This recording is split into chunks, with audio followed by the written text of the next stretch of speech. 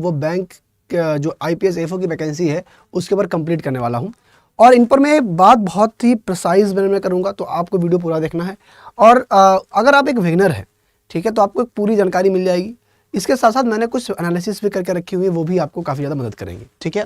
तो आज मैं बात करूँगा कि IPS AFO क्या है, बैंक में नौकरी कैसे मिलेगी, इसलिए सैलरी कितनी मिलती है, काफ़ी लोगों को आइडिया होगा इसका, क्वालिफिकेशन क्या चाहिए, कितने लेवल का एग्जाम होता है, बैंक प्रेफरेंस कैसे रखनी है। तो लास्ट में मैं बात करूंगा कि बैंक प्रेफरेंस कैसे रखनी है, ठीक है। इसमें बहुत सी बातें इंक्लूड रहेंगी कि आपको एरिया वाइज भी देखना है, प्रमोशंस देखने हैं, अलाउंसेस देखने हैं, ठीक है। साथ साथ उसमें प्रमोशन किस तरीके से होता है, फास्ट ट्रैक प्रमोशन होता है, कैसे होता है, वो पूरी बातचीत करेंगे आज, ठीक है। सबसे पहले मैं आपको बता दूं कि अगर आपने चैनल को सब्सक्राइब नहीं किया कर दीजिए। और साथ साथ डेली सुबह 9 बजे जनरल एग्रीकल्चर की फ्री ऑफ कॉस्ट क्लास होती है। डेली फ्री क्लास होती है सुबह 9 बजे। अगर आपको डेली फ्री क्लास चाहिए जनरल एग्रीकल्चर की, यानी पूरी एग्रीकल्चर को आपको कंप्लीट करना है, प्रैक्टिस करनी है, तो सुबह 9 बजे मेरे साथ जुड़िए एग्रीकल्चर अड्डा 24/7 पर, ठीक है। चलिए, सबसे पहले IPS AFO क्या होता है। तो देखो, IPS AFO एग्जाम कराता है जो कि SO की वैकेंसी कंडक्ट करवाता है। और SO में जो एग्रीकल्चर की पोस्ट होती है उसे हम AFO बोल देते हैं, जिसका मेन काम क्या होता है, ठीक है। प्राइमरी जो टास्क है वो क्या है कि जो भी गवर्नमेंट की स्कीम्स हैं, एक तरीके से जो बैंकिंग स्कीम्स हैं, है ना, और जो बैंकिंग सेक्टर है, जो पूरा बैंकिंग सेक्टर है, उनमें जो मेन किसानों को लोन प्रोवाइड करना जो एग्रीकल्चर के क्षेत्र में, और साथ ही साथ जो NPA वगैरह है स्टार्टिंग में आपको वो भी रिकवर करना रहता है, ठीक है। और मेनली जो लोन की अवेयरनेस है, यानी किसान जो इधर उधर चीज़ों में फंस जाते हैं, उसके लिए अवेयर करना आपका कार्य होता है। और चूंकि आप एग्रीकल्चर बैकग्राउंड से हैं, तो एग्रीकल्चर की जो समस्याएं हैं, ठीक है, उनसे जो समस्याएं आपसे सॉल्व हो सकती हैं, ठीक है, वो भी आप अपने फाइनेंशियल पॉइंट ऑफ व्यू से वो सॉल्व कर सकते हैं, ठीक, जिसमें कि बैंक का भी फ़ायदा रहेगा और आपका भी रहेगा, ठीक है। ओके, साथ अगर देखेंगे तो हमने यहाँ पर बातें और भी बताई हैं कि आपको पूरी फाइल वगैरह भी मेंटेन करनी रहती है, ठीक है। इनके अलावा जो भी गवर्नमेंट की नई स्कीम्स आती हैं, उन स्कीम्स को फार्मर तक इम्प्लीमेंट कराने का एक जो कार्य है मेनली, वो भी फाइनेंशियल तौर पर किसका रहता है, AFO का रहता है, ठीक है।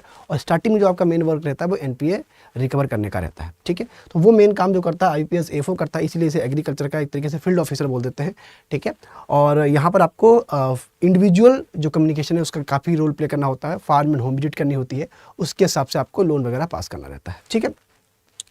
ये एग्जाम करवाता कौन है, तो ये एग्जाम कराता है IBPS, ठीक है। एक मिनट रुकना, मैं इसको क्लिक कर दूं एक बार। हाँ, ये एग्जाम करवाता कौन है, तो ये एग्जाम जो करवाता है वो IBPS करवाता है, institute of banking personal selection, ठीक है। और ये हर साल अगस्त में इसकी नोटिफिकेशन, अगस्त में इसकी फॉर्म फिलिंग स्टार्ट हो जाती है, ठीक है। जुलाई के लास्ट में नोटिफिकेशन हमेशा आ जाती है और 1 अगस्त से इसकी फॉर्म फिलिंग स्टार्ट हो जाती है। इस बार भी फॉर्म फिलिंग स्टार्ट हो चुकी है, जो बच्चे इस बार देने वाले हैं फॉर्म को जरूर फिल कर दीजिएगा, ठीक है। बैंकिंग मैं इस सेक्टर में जो वैकेंसीज आती है वो किस प्रकार से आती हैं, तो ये पूरा मैंने एक ब्यौरा तैयार किया है कि भाई वैकेंसीज किस हिसाब से आती हैं। तो 2016 में 2693 वैकेंसीज आई थी, और इसी हिसाब से IPS AFO बनने का क्रम चालू हो जाता था। मतलब 12 में भी आई थी, ठीक है, वो हमने नहीं रखा है, हमने कुछ सालों 2016 से ही रखा है। तो 2016-17 में 2693, 17-18 में 1875, इस तरीके से वैकेंसीज का क्रम देखने को मिला है। और 2024-25 में 346 वैकेंसीज आई हुई हैं। हालांकि ये वैकेंसी अभी इंक्रीज होने के चांस भी हैं, कि हाँ, ये वैकेंसी जो है इंक्रीज भी हो सकती है, ठीक है।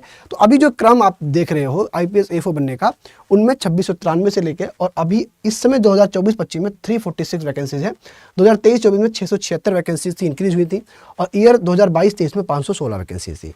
यहाँ पर भी यही अनुमान है कि यहाँ पर जो वैकेंसीज बढ़ेंगी वो लगभग 150 से 200 वैकेंसीज और इंक्रीज हो सकती हैं, ठीक है। चलिए आगे बढ़ते हैं। देन बात करते हैं बैंक में नौकरी कैसे मिलेगी, ठीक है। पहले बात होगी IPS AFO क्या है, कितनी पोस्ट निकली हुई है, कितनी पोस्ट निकलती है, और जो है कौन ये एग्जाम कराता है, ये बात हमने कर ली। सेकंड बात आती है बैंक में नौकरी कैसे मिलेगी। बैंक में नौकरी के लिए आपको पता है कि सबसे इंपॉर्टेंट है इसका एग्जाम, ठीक है, और एग्जाम का पैटर्न पता होना बहुत आवश्यक है। तो सबसे पहले अगर मैं एग्जाम पैटर्न की बात करूँ, तो बैंक में नौकरी प्राप्त करने के लिए आपको जो फेज़ 1 जो प्री देना रहेगा, और प्री में आपका इंग्लिश, रीजनिंग, क्वांट के आएंगे, ठीक है। इंग्लिश जो है 50 question, reasoning 50 question, quant 50 question, ठीक है। और इंग्लिश के 25 नंबर मिलेंगे और रीजनिंग और क्वांट के 50 नंबर मिलेंगे। टोटल आपका पेपर 125 नंबर का होगा, जिसमें कि 150 क्वेश्चन होंगे, 125 नंबर होगा, और 120 मिनट का आपको टाइम मिलेगा, ठीक है। क्लियर है, 40-40 मिनट आपको हर एक सेक्शन में कंप्लीट करने रहेंगे। ये प्री जो होगा फिर क्वालिफाइंग नेचर का होगा। अगर आप अच्छे से क्वालिफाई कर लेते हैं देन आप मेंस देंगे, और मेंस में आपके 60 क्वेश्चन होंगे, 60 नंबर के होंगे, 45 मिनट का टाइम मिलेगा, हिंदी इंग्लिश दोनों में पेपर आएगा, ठीक है। देन इसके बाद आपका इंटरव्यू होगा, डॉक्यूमेंट वेरिफिकेशन होगा और आप सिलेक्ट हो जाएंगे, ठीक है। अब प्री के लिए और मेंस के लिए, ठीक है, मेंस की अगर बात करते हैं, प्री में आपके 3 सब्जेक्ट हो गए, मेंस में कौन से सब्जेक्ट आएंगे? तो मेंस में पिछले 2020, 21, 2021, 2022, 2023, 2024, ठीक है, तो पिछले 5 सालों में जो पैटर्न रहा है वो ये रहा है, ठीक है। इनमें मेजर जो पोर्शन आपका रहता है वो agronomy, soil science, animal husbandry, horticulture, genetics and plant breeding, entomology, pathology, physiology, fisheries, forestry, seed technology, agriculture engineering, current affair and schemes and others, ठीक है। इसमें नाबार्ड नॉर्म्स वगैरह भी रहते हैं। तो ये पूरा पोर्शन है, स्क्रीनशॉट ले लीजिएगा। ये पूरे पोर्शन से हमारा पेपर आता है। तो अगर आपको IPS FO बनना है, ठीक है, सबसे पहले आपको क्या करना पड़ेगा, ठीक है, आपको प्री निकालना पड़ेगा, मेंस निकालना पड़ेगा। प्री क्वालिफाइंग नेचर का होगा, मेंस के नंबर जुड़ेंगे, इतने इतने क्वेश्चंस इस सब्जेक्ट से पूछे गए, तो आपके लिए काफ़ी कारगर रहेगा। अगर इसकी डिटेल जाननी है, ठीक है, किस टॉपिक से क्वेश्चन रहेंगे सब्जेक्ट में, तो मैंने एक वीडियो कर रखा है ऑलरेडी, 5 मंथ स्ट्रेटजी प्लान करके प्री मेंस इंटरव्यू का। आप डालोगे IPS SO AFO 5 month strategy या प्रिपरेशन स्ट्रेटजी बाय आकाश सर, तो आपको वीडियो मिल जाएगा। इसमें मैंने इसी की एनालिसिस की है, इन्हीं दोनों की मैंने एनालिसिस की है, लगभग 25 से 30 मिनट, ठीक है। आप इसको देख लीजिएगा तो आपको काफ़ी फायदा हो जाएगा। आगे बढ़ते हैं। तीसरी बात है सैलरी कितनी मिलती है, ठीक है, बहुत ही प्रिसाइज मेरे में जानिए सैलरी कितनी मिलती है।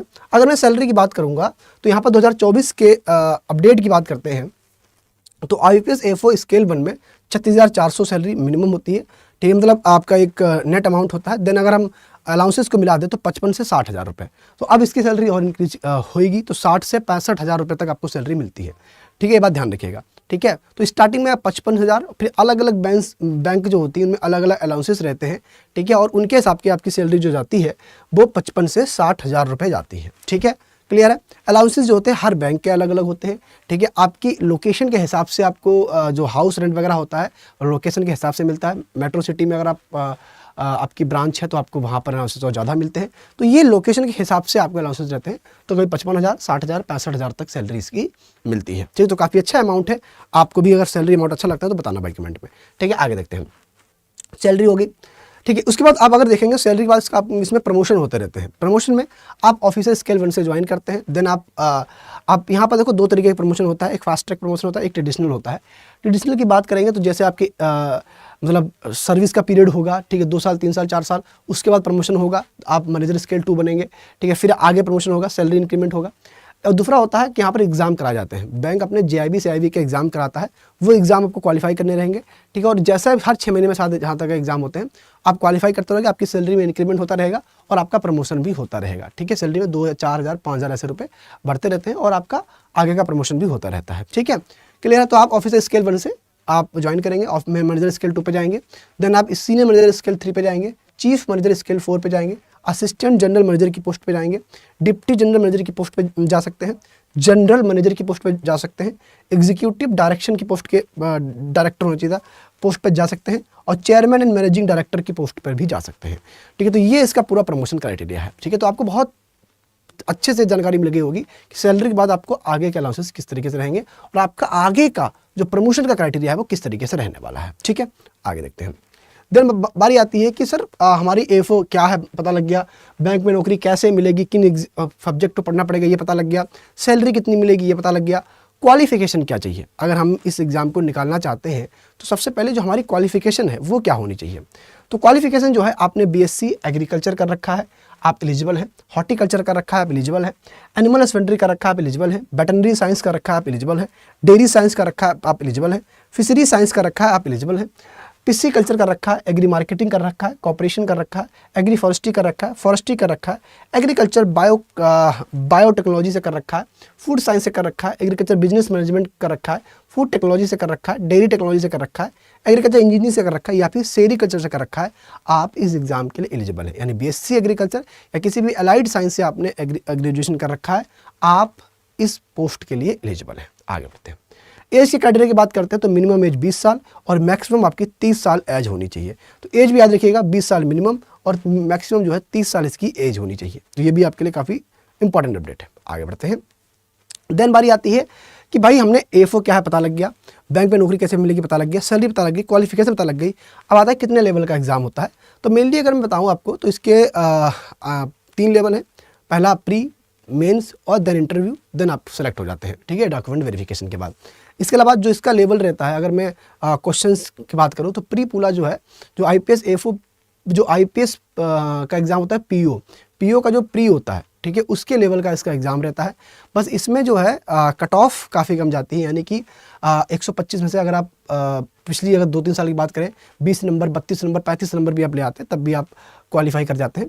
कट ऑफ याद रखिएगा, प्री में ओवरऑल कट ऑफ भी आपको निकालनी पड़ती है, यानी तीनों सब्जेक्ट की कट ऑफ जो ओवरऑल बनती है वो निकालनी पड़ती है, और सेक्शनल कट ऑफ भी निकालनी पड़ती है। ठीक है, देन मेंस में आपके नंबर जुड़ते हैं और फिर इंटरव्यू में आपके नंबर जुड़ते हैं और आप सिलेक्ट हो जाते हैं। ठीक है, क्लियर है।